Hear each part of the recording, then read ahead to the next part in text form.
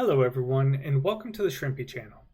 In this video, we're going to talk about the difference between a maker trade and a taker trade. As you can see, I've loaded up the Shrimpy application and I've navigated over to the trading tab. The current trading pair that we are looking at here is the Bitcoin USDT trading pair on the Binance Exchange account. On the left side over here, we have the order books. The order books are where orders are placed on the exchange. The middle section here has charts by TradingView. The charts here are the price of an asset over time. In this case, it's looking at the BTC USDT trading pair and how the value of BTC has changed over time in terms of USDT. And finally, on the right side, we have the trade history. The trade history is the list of all of the trades that have been executed on the exchange for this trading pair. So all of the trades that are here are executed on the BTC USDT trading pair as well. So let's discuss a little bit about maker and taker trades. So what is the difference between a maker trade and a taker trade? In the most simple sense, a maker order is an order that is placed open on the exchange for somebody else to take. That means the order is not executed instantly. It is placed with the exchange. The exchange will display that order on the order book, for example, this order book right here, and then somebody else will have to come along and take that order.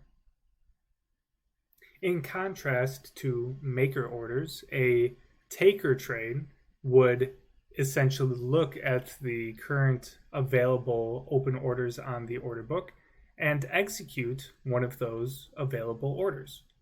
A taker trade essentially executes instantly.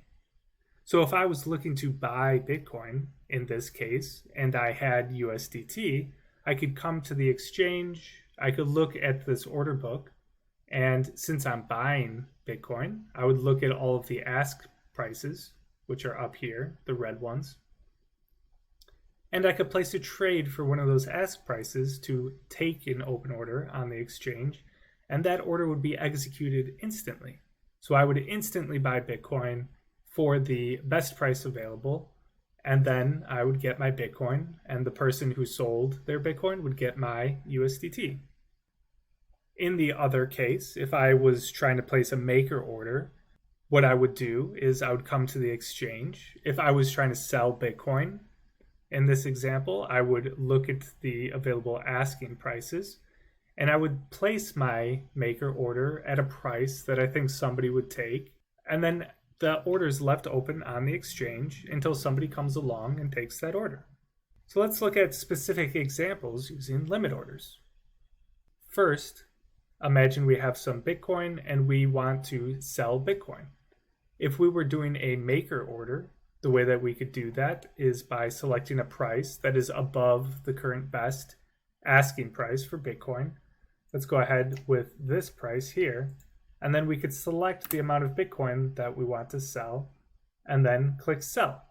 And what this would do is it would place an order on the exchange at that price. Since it's 10,930.81 cents, that would be right up here in this area.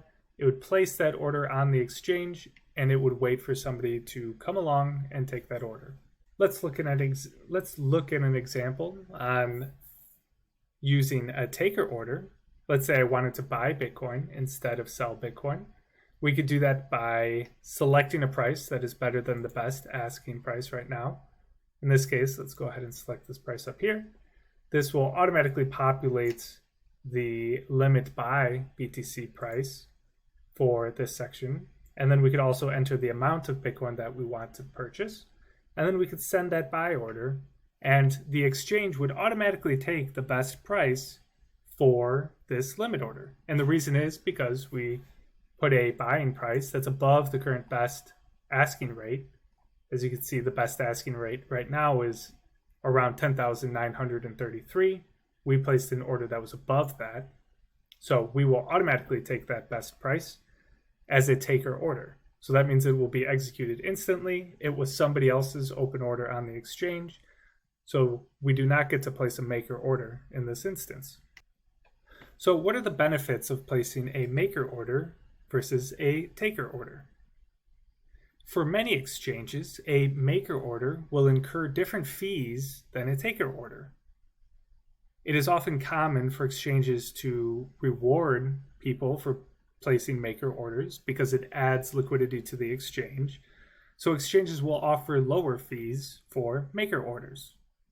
The downside of placing maker orders is you do not know when they will be processed.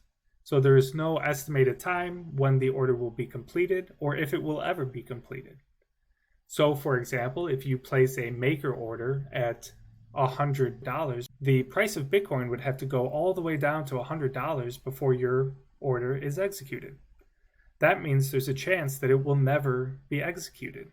You will always have that order on the order books, and nobody will ever come along and sell their Bitcoin to you. This means you can miss out on opportunities that are available to taker orders. A taker order, since it executes instantly, you know for sure that you are going to own the Bitcoin or own the other asset as quickly as possible. In this case, if I had USDT and I did a taker order to purchase Bitcoin, I would have Bitcoin instantly. So if I purchased Bitcoin and then the price of Bitcoin went up really quick, then I would have secured my position in Bitcoin because I would have purchased it with a taker order. I hope this helps explain a little bit about maker versus taker orders. If you have any questions, don't hesitate to reach out to our team. We're always happy to help. Otherwise, we look forward to seeing you in the next video.